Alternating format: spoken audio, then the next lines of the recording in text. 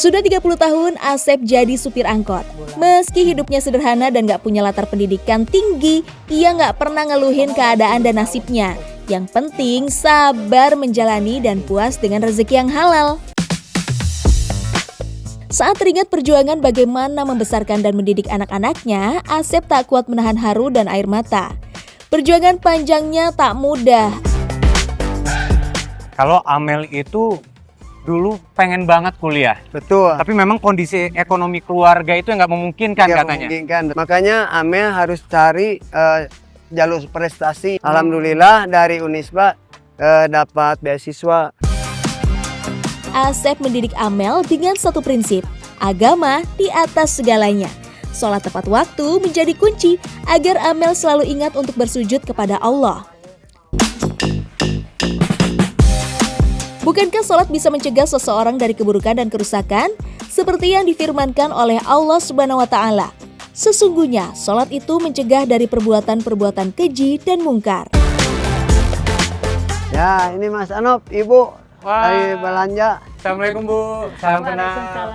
Jadi habis belanja apa nih Bu? Habis belanja sayuran.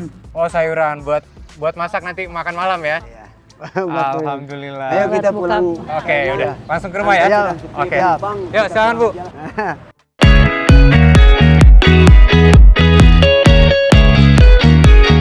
Selain berdoa, biasanya Ibu supportnya gimana Bu Kamel? Ya, sebagai ibu support di rumah mendoakan. Siap. Mendoakan sholat duha, baca sholat waqiah supaya pembuka Rezeki? rezeki buat Masya Allah. anak.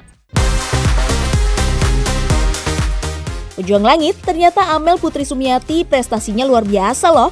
Gak hanya sukses di lomba tingkat daerah aja, bahkan sampai nasional loh. Selama perlombaan berlangsung, Asep dan Sumiati hampir gak pernah nemenin langsung. Makanya dukungan itu diwujudkan dalam bentuk mengaji dan terus-menerus berdoa. Asep dan Sumiati yakin doa inilah yang akan mengantarkan Amel sukses dalam lombanya.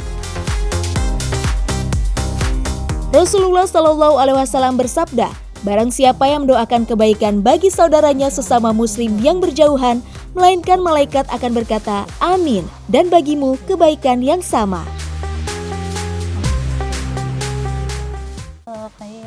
Allahu Akbar, Asep dan Sumiati merutinkan membaca Al-Quran agar hidup anak-anaknya kelak selalu dalam tuntunan ilahi. Nah, mungkin inilah maksud hadis yang para guru sampaikan, bahwa Allah Subhanahu wa Ta'ala akan meninggikan derajat hamba atau kaum jika mereka menjadikan Al-Quran sebagai pedoman dan mengamalkan isinya. Bapak tuh kerjanya apa? Terus ayah aku mah kerjanya di kantor kayak gitu. Terus dibanding-bandingin ya? Iya, terus tiba-tiba kayak Amel kerjanya bapaknya apa? Iya, bapak saya supir angkot kayak gitu. Ya terus dari situ pastilah ya ada beberapa part yang memang teman-teman jadi berbeda gitu ya. Oke, saya harus berusaha untuk menaikkan derajat keluarga saya. Usaha Amel dalam mengubah derajat keluarganya mengingatkan kepada hadis Nabi Shallallahu Alaihi Wasallam bahwa doa dan usaha seorang hamba disertai dengan sungguh-sungguh dapat merubah takdir seseorang. Rasulullah Shallallahu Alaihi Wasallam bersabda, sesungguhnya takdir itu tidaklah berubah kecuali dengan doa. Sesungguhnya doa dan takdir saling berusaha untuk mendahului hingga hari kiamat. Apa Mel? Jalur langit yang bisa di-share?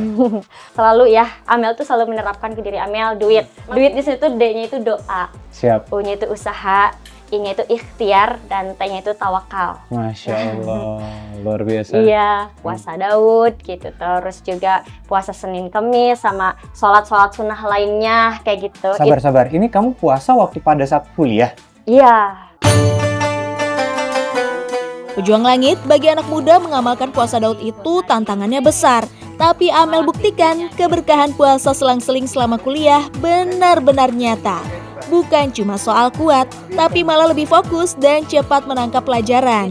Hasilnya tidak sia-sia, ia lulus dengan predikat cum laude. Masya Allah, inilah keajaiban taat dan ikhlas dalam beribadah. Allahu Akbar.